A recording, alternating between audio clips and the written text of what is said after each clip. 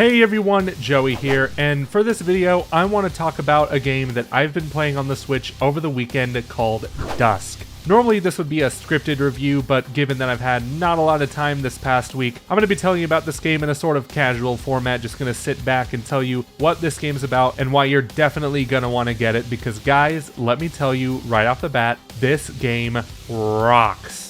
As you can tell by the gameplay, DUSK is a first-person shooter, but not just any shooter, as this is heavily inspired by the PC shooters of the 90s, games like Doom, Quake, Duke Nukem, all those classics. This genre is kind of unofficially known as a boomer shooter, given the fact that they are older types of shooters, even though DUSK originally came out on PC in 2018. Developed by David Zemansky, I think that's how you pronounce his name, and Dave Oshry. Together, these two made one heck of a game, and that is DUSK. Given that it's been over 3 years since it came out, clearly there's been a lot of time taken to make sure that the Switch port is up to snuff, and boy, they did a fantastic job. For one, there are a ton of customization options, from filters to pixelization settings, because the game's already pretty pixelated. It's not the most impressive looking game of all time, but again, it's meant to look like those retro shooters in the first place, so it gets away with it, and for what it's worth, the art style is really good, it's really dark, and it's really gory. It's very messed up, and that is intentional.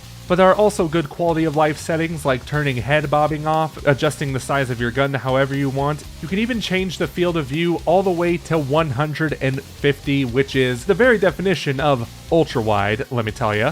I stuck with the standard settings as they were just fine for me, but it's really nice to see these customization options available for more seasoned FPS players. Now this also brings me to the controls, and yes, of course, the game has gyro controls. They're not default, so you'll have to go into the settings to turn them on, but I will say I didn't think they were that necessary, even playing on portable mode, which is rare for me because I usually prefer to have gyro controls on when playing FPSs like Doom Eternal and Quake, but here in DUSK they did not feel that necessary, as the standard control sticks were smooth and responsive enough, even playing on portable mode, and I sometimes have trouble playing FPSs on Switch in portable mode because I don't think the Joy-Con control sticks are as fluid or responsive as the Pro Controller, but here with DUSK, they work fantastically. But right now you're probably wondering what this game is about. Well, you play as an unknown protagonist who visits the fictional town of DUSK, Pennsylvania in search of treasure. Instead of treasure though, he finds a bloodthirsty cult who kidnaps him, and then he has to fight his way out. Or rather, he fights his way in, discovering the secrets of this cult, and this story just gets even more wild. The military gets thrown into the mix, there's a whole bunch of magic and stuff. It is completely wild, and I'm not going to spoil too much about what happens. I'm not even going to show you anything from the third episode of the game, which is the final episode. Just know that you're in for some horrifying stuff, which is perfect for the October season. This is kind of a game you can pick up and play on Halloween. Very fun. Like I said, the story isn't too much of a focus, but it does provide a good goal for the players to get to the end, and when you get to that end, you will feel satisfied when you beat this game. It took me around 6 to 7 hours to beat. I did start playing this on PC way back when, but I never really finished it on PC, but I did so on the Switch port, and I don't regret it one bit. Of course, the main focus with DUSK is its gameplay.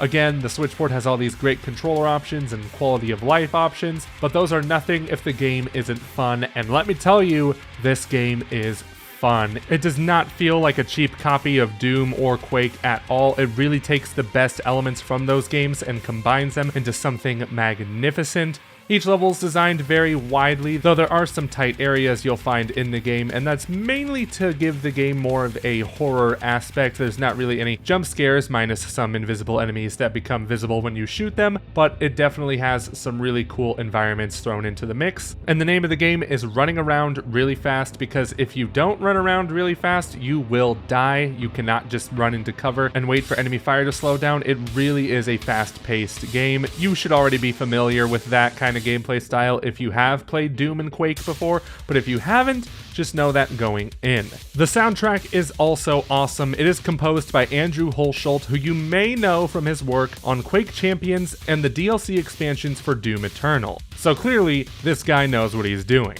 And it's not always constant bang bang pew pew action. You can also stop, take a breather, look around for some secrets to find. There are plenty of secrets hidden within the levels that lead you to new weapons that you can get early, including some more health or ammunition. The game really does reward exploration, and you will become more powerful if you do take the time to look around and find more health and ammo. It really adds some replay value to the game, so if you missed all the secrets the first time, you can go back later and collect them all.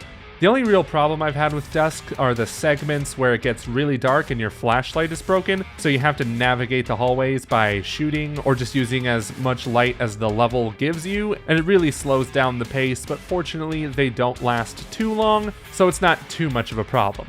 And when you're done with the campaign, what else can you do? Well, there is an endless horde mode where you'll take on wave after wave of enemies in sandbox arenas, and one of these levels in the Switch port is called Mamma Mia Flash Palace. I did an entire video on this because it is based on Super Mario 64's castle, and wow, what an addition it is. It's really cool. If you want to find out more about it, check out the video I made. I'll put a card in the video so you can check it out. But as you can tell already, I love Dusk. It is absolutely fun to play, whether you're playing on the TV or whether you're playing in portable mode. It is hands down one of the best shooters on the Nintendo Switch. It is fast-paced. It is absolutely fun. There are so many enemies to kill, and the story is really interesting, even if it is a bit light on the details, which is totally fine. So with that, I love Dusk on the Nintendo Switch, and the amount of effort put into this Switch port is just fantastic. I would much prefer playing Dusk on my Switch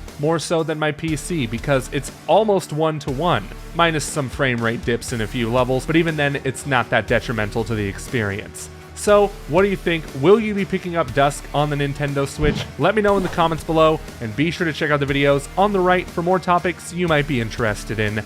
Until next time, bye.